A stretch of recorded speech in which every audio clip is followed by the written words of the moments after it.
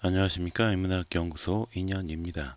이번 시간에는 7분 임명록 28번째 모두에게 적정한 기술을 제공하자 에른스트 슈마어에 대한 이야기를 해보려고 합니다. 28번째 이야기 기술의 개념을 재정립한 에른스트 슈마어. 이 적정 기술의 의미 조금 거칠고 정제되지 않은 표현이지만 우리 속담에 돼지목의 진주목걸이라는 말이 있습니다. 그리고 여기에 가장 걸맞은 기술이 바로 적정 기술이라고 생각을 합니다. 국어 사전에서는 적정 기술을 다음과 같이 정의하고 있습니다. 제3세계의 지역적 조건에 맞는 기술, 제3세계로 직수입된 근대 과학기술이 그 나라의 근대화에 기여하기보다 인적, 물적 환경을 파괴한 데에 대한 반성에서 새로이 자립경제의 관점에서 모색된 기술 개념이다. 우리가 잘 알고 있는 빌 게이츠 역시 이 적정 기술의 진심인 사업가 중 한 명입니다. 그는 2011년부터 오염된 물을 식수로 바꾸는 일에 4,200만 달러, 하나로 615억 이상을 투자한 것으로 알려져 있습니다.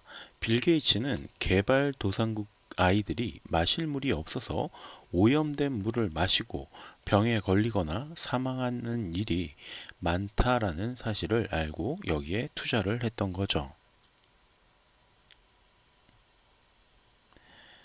개발도상국의 경우에 제대로 된 정화시설이나 상하수도 시설을 갖추는 비용에 투자를 하지 못하고 있고 그로 인해서 국민들의 배설물 대부분을 그대로 강이나 바다에 버리게 됩니다. 당연히 정수되지 않은 강물을 마신 사람들은 병에 걸리게 되는데 이런 문제를 겪는 사람들이 세계적으로 약 250만 명이나 된다고 합니다. 그래서 시도된 것이 바로 옴니 프로세서라고 불리는 오염된 물을 식수로 바꾸어주는 기계의 발명이었습니다. 이 기계는 배설물 등으로 오염된 물을 1000도 이상의 열로 가열한 뒤에 거기에서 나온 순수한 수증기를 모아서 다시 얼린 뒤에 깨끗한 물로 생산하는 방식으로 가동이 된다고 합니다. 이 옴니 프로세서에서는 물을 생산할 뿐만 아니라 배설물을 가열하여 전기 에너지까지 획득할 수 있게 하고 있습니다. 현재는 아프리카 일부 지역에 설치되어서 오염된 식수를 마시고 병들고 죽어가는 사람들을 살리는데 사용되고 있습니다. 이처럼 소외된 제3세계 지역의 사람들이 살아가는데 절대적으로 필요한 기술을 제공해 주는 것을 적정 기술이라고 합니다. 앞서 설명한 옴니 프로세서뿐만 아니라 저렴한 비닐 풍선 안에 태양광 패널을 설치해서 5시간 동안 햇빛을 받으면 10시간 동안 빛을 내는 전구가 되는 태양광 풍선 루미네이드, 큰 항아리 안에 작은 항아리를 넣고 그 틈에 젖은 모래를 채워 수분이 증발할 때 생기는 냉기로 음식을 보관하게 해주는 무전력 냉장고 팟인팟 쿨러. 음식물에 함께 넣고 끓이기만 하면 성인에게 필요한 철분 섭취량의 75%를 보충해 주어 빈혈에서 벗어날 수 있게 도와주는 철분 영양제 럭키 아이언 PC. 드럼통에 도넛처럼 구멍을 뚫어서 어린 아이들도 손쉽게 끌 수 있는 데다가 내구성도 15년 이상 보장이 되는 50ml 물통 큐드럼. 단순히 빨대로 물을 빨아 마시는 것만으로도 오염된 물의 미생물을 걸러낼 수 있는 생명유지 빨대 라이프 스트로 등이 바로 적정 기술의 활용 예라고 할 수가 있습니다. 이 깨달음을 얻은 경제학자 에른스트 슈마허. 앞에서 살펴본 이 적정 기술이라는 용어를 처음 제시한 인물이 바로 에른스트 슈마허입니다. 1911년 독일에서 태어난 그의 학창 시절은 3년 뒤에 일어난 제1차 세계대전으로 인해서 거의 기록에 남아있지 않습니다. 다만 독일에서 경제학을 전공하던 그가 로즈 장학금, 영국의 자선사업가이자 제국주의자였던 세실 로즈의 유언으로 설립한 로즈 재단에서 매년 세계 각국의 인재를 영국 옥스퍼드 대학교 대학원 학위과정 수학을 지원하는 제도의 장학생에 선정이 되어서 옥스퍼드 대학교에서 공부를 했다라는 사실은 확인이 가능하죠. 그로 인해서 22살 나이에 미국 컬럼비아 대학교의 교수가 되기도 했지만 그는 다시 영국으로 돌아갔고 마르크스의 영향을 받아 자본주의에 부정적인 생각을 갖게 됐습니다. 이후 영국인으로 귀화했지만 제2차 세계대전이 일어나면서 영국의 강제 수용소에 갇히는 역경을 겪게 되기도 하죠. 그리고 전쟁이 끝난 뒤에는 1950년부터 영국 국가석탄위원회의 수석 경제 고문에 자리에 앉는 것을 시작으로 약 20년 동안 경제 관료로 활약을 하게 됩니다. 그가 적정 기술의 의미를 깨닫게 된 것은 1955년 미얀마에 갔다가 불교를 접한 이후였습니다. 자본주의 사회에서 중요한 것은 많은 이익과 많은 소비였지만 불교에서는 최대한 적은 소비로 많은 사람들이 행복해지는 것을 중요하게 생각했기 때문이었죠.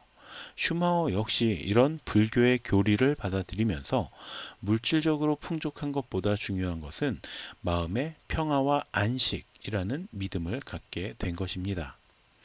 또한 미얀마 사람들의 생활을 접한 그는 가난한 제3세계 사람들에게 최첨단의 기술을 제공하면 물건은 사용할 수 있어도 그 나라 사람들을 고용할 수는 없다라는 점을 깨닫게 됩니다. 그 첨단 기술을 이해하고 다루고 고치는 것은 결국 선진국 사람들만이 가능하기 때문이죠.